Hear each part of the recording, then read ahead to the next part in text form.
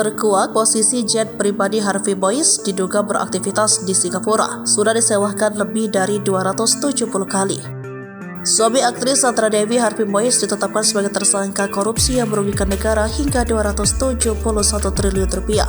Dikabarkan bahwa kerugian negara ini menjadi paling besar sepanjang kasus korupsi di Indonesia. Sebelumnya, Harvey yang menjadi suami Sandra Dewi ini terkenal sebagai sosok konglomerat.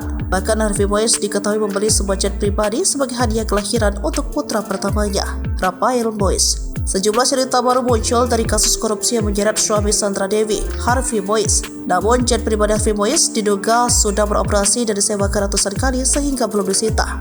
Dikatakan Indonesia Audit Watch mengklaim punya bukti bahwa jet pribadi Harvey Boyce beroperasi di Singapura. Menurut klaim Iskandar, data yang ia miliki valid dan bisa dipertanggungjawabkan.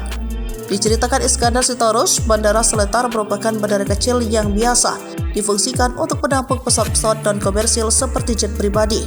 Bandara berlokasi sekitar 20 km dari Bandara Internasional Changi yang selama ini diketahui sebagai pusat kegiatan penerbangan di Singapura.